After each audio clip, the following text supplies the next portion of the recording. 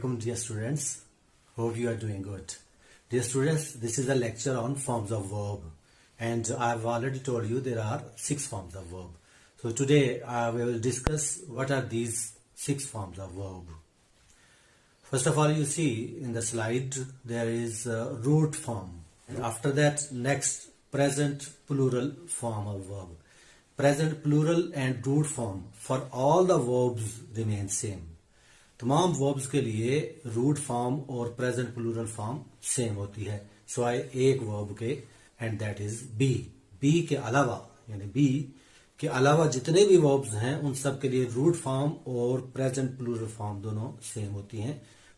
You see we will call present plural form of the verb and root form in the same category and that will call first form. First, second, third, these names are not given grammatically.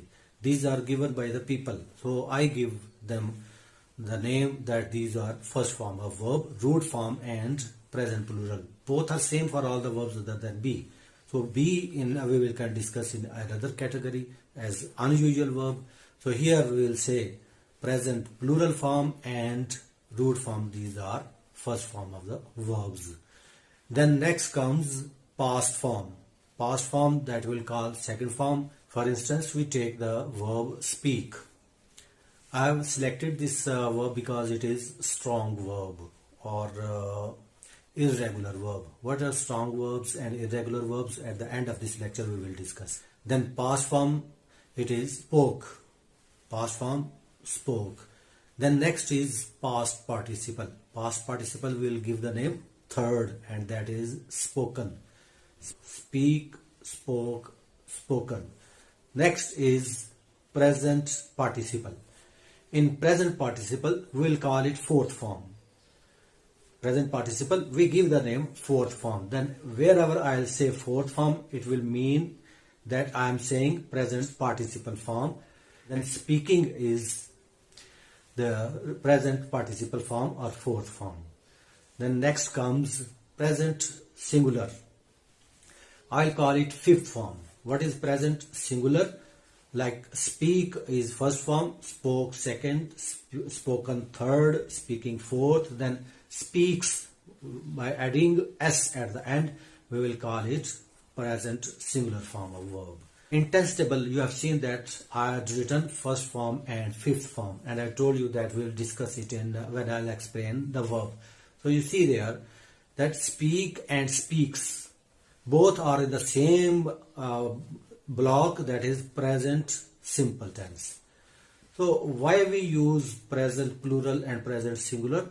There are some pronouns he, she, it, personal pronouns he, she, it, and with singular noun. He, she, it and singular noun we use fifth form or present singular form of verb when they are from the same tense, that is they are present simple tense. Let us talk about strong verbs and weak verbs. Strong जब हम second और third form को बनाने में कोई regular कोई उसमें change नहीं देखते, जैसे write, wrote, written, इसमें तरतीब देखें. दूसरा verb swim, तो swim की forms हैं swim, swam, swam. तो quite different pattern. तो style pattern जो है वो बिल्कुल मुख्तलिफ हो जाता है. तो इसको स्ट्रॉन्ग वर्ब कहते हैं क्योंकि इसमें हर वर्ब जो है वो अलग अलग से आप पहचान सकते हैं. एक और एग्जांपल लें, थ्रो, थ्रू, थ्रोन. अब थ्रो, थ्रू, थ्रोन इसमें पैटर्न और भी मुख्तलिफ हो गया. और कुछ वर्ब्स हैं जिसमें एक ही पैटर्न पर सेकंड और थर्ड फॉर्म में चेंज आती है, जैसे call, called, called, knit, knitted, knitted, bowl, bowled, bowl. तो इनमें आप देखें कि इसमें सेकंड और थर्ड फॉर्म में ईडी और ईडी, तो ये इसमें रेगुलर जो है वो ईडी और ईडी में चली जाती है. तो इनको कहते हैं वीक वर्ब्स. ये नहीं है कि आपको पहचानने में दिक्कत हो कि ये सेकंड है ये थर्ड है. अगर सिर्फ एक वर्ब कहा जाए तो सेकंड और थर्ड फॉर्म में आप कहेंगे कि ये कौन सी है, लेकिन जब एक सेंटेंस में हो तो बड़ा easily you can recognize it is second और third. Because with second form, as I have already mentioned, there will be no helping verb. Second form के साथ तो कोई helping verb नहीं आता. जबकि थर्ड फॉर्म बगैर हेल्पिंग वर्ब के नहीं आती। यानी थर्ड फॉर्म के साथ जरूर हेल्पिंग वर्ब जरूर होगा, और ज्यादातर ये कौन सा होता है, हैव की फॉर्म्स, हैज, हैव, हैड। और पैसिव वॉइस में अभी जो हमने टेबल वगैरह पढ़ा वो सारा एक्टिव वॉइस के लिए है। पैसिव वॉइस बाद में हम जिक्र करते हैं। ये पैसिव वॉइस क्या होता है, तो पैसिव वॉइस में तो हमेशा ही जो है वो थर्ड फॉर्म आती है और उसके साथ कोई ना कोई ऑक्सिलरी या हेल्पिंग वर्ब, कोई मॉडल जरूर लगता है। तो ये स्ट्रॉन्ग और वीक वर्ब्स के मुतालिक आपको बताया। अगर कोई क्वेश्चन हो तो you may ask.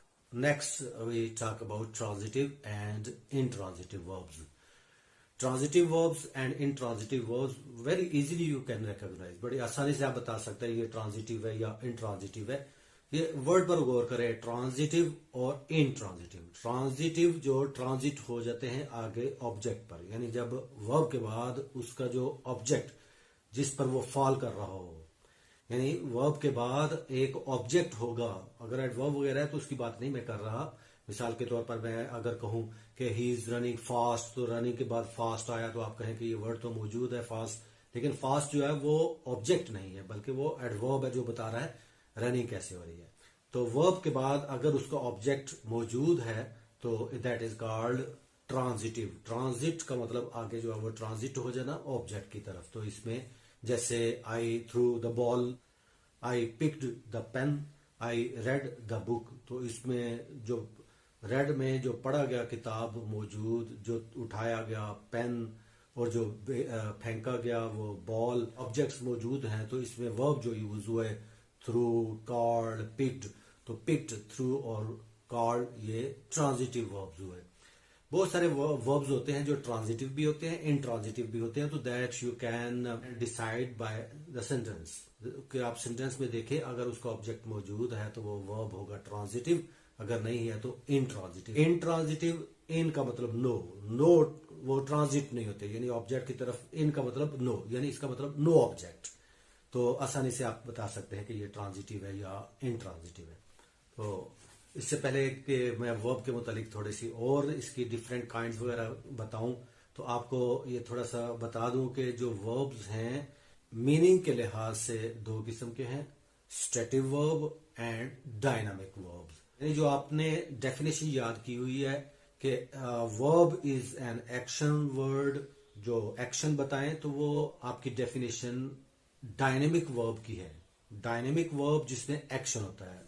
And what are the static verbs, ये जो अभी आपने टेबल याद किया था टेंस टेबल 2, इसमें जितने भी बी की फॉर्म्स और हैव और जितने भी मॉडल ऑक्सिलरी हमने देखे वो सारे के सारे जो है वो क्या है, स्टैटिक वर्ब्स जिसमें एक्शन नहीं है। तो फिर वर्ब की डेफिनेशन क्या होगी, verbs they show an action और they link the subject with the object.